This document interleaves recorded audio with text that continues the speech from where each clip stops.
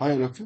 तो आज ये क्वेश्चन करते हैं जो कि एस शर्मा से। Question is assume that tunnel is dug along a chord of earth at a distance r/2 from earth center where r is the radius of earth। तो एक अर्थ से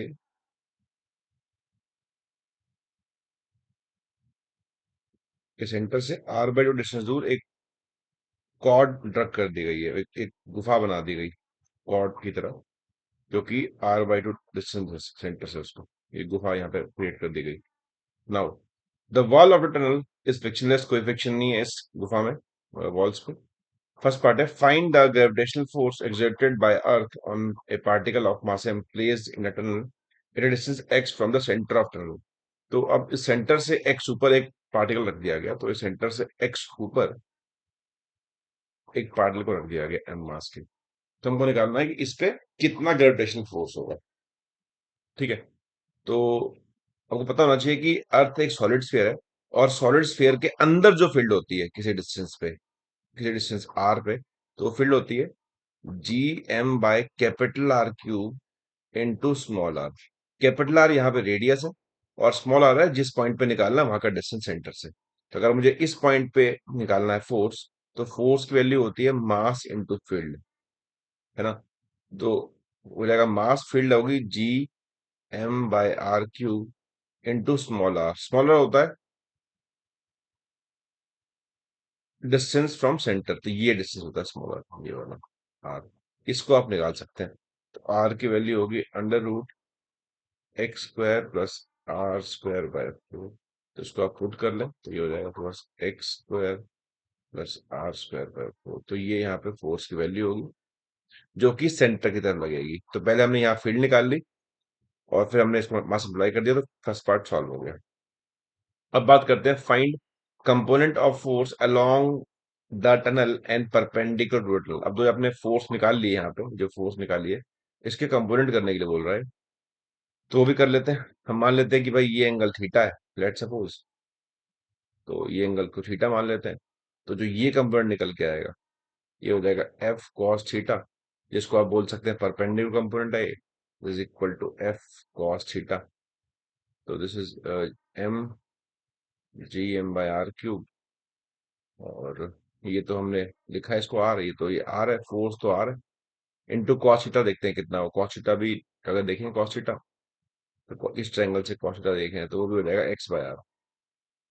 तो इससे कट जाएगा। जो फोर्स निकल के आएगी परपेंडिकुलर वाली, वो आएगी G M M by are cube into X. Same बात करते हैं पैरेलल फोर्स की। पैरेलल वाला फोर्स होगा ये वाला। एक्चुअली ये पैरेलल वाली फोर्स है जो उसके अलोंग है, टनल के अलोंग की बात कर रहा हूँ। तो ये पैरेलल है और ये परपेंडिकुलर है, टनल के परपेंडिकुलर। तो हो जाएगी बस एफ साइन थीटा। एफ फिर से वही हमारे पास G M M by are cube into R है। साइन थीटा की बात करें तो हो जाएगा r/2 perpendicular upon hypotenuse by R. हो जाएगा G M M by 2 R. तो ये फोर्स आएगी जो कि परपेंडिकुलर है टनल के। नाउ सेकंड पार्ट सॉल्व हो गया। अब बात करते हैं थर्ड पार्ट की।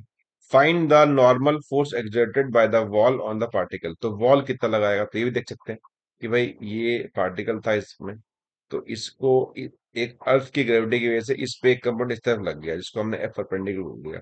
ये क्या करेगा, ये जो ग्रेविटी कंपोनेंट है ये इस पार्टिकल को इधर खींच लेगा, इस तरफ, इस दीवार की तरफ ले आएगा, इस वॉल की तरफ खींच के, तो इधर एक नॉर्मल लग जाएगा, है ना।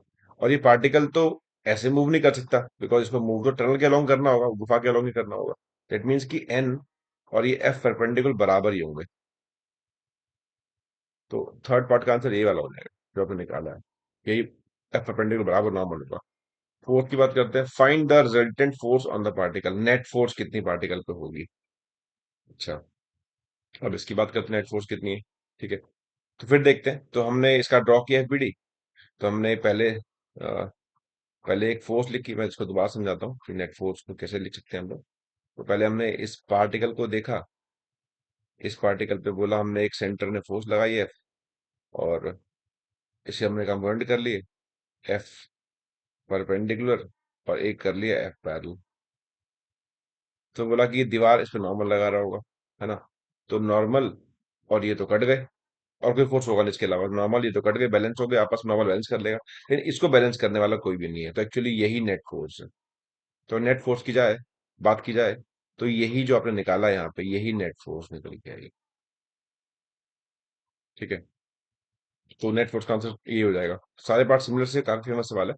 Show that the motion of the particle in the tunnel is simple harmonic and find the time period निकालना है इसमें। तो अब ये बोला शो करो कि सिंपल हार्मोनिक मोशन और टाइम पीरियड निकालो। तो एक्चुअली होता भी है, अगर स्फीयर में, किसी भी स्फीयर में एक आप इसके एक टनल डग कर दे पतली सी, और यहाँ पे कुछ एक बॉल ड्रॉप कर दे, कोई कंचा ड्रॉप कर दे, तो वो ऑसिलेट करने लग जाता है। तो उसको ये हमने प्रूफ किया, एक्चुअली हमने प्रूफ कर लिया उसको। ये यही जो निकाला हमने नेट फोर्स, जो टनल के अलॉन्ग फोर्स है, जो ये वाली फोर्स है, वो देखें अगर इसको, तो वो हो जाएगी G m/r³ इंटू एक्स। और एक्स क्या है यहाँ पे, बात देखने वाली है। तो एक्स यहाँ पे ये डिस्टेंस है। तो और यही इसकी मेन पोजीशन है, इस पॉइंट पे इसकी मेन पोजीशन है ना? तो और इस इक्वल टू होता है एम ए, तो एम से हम काट देते हैं, तो ए निकल के आएगा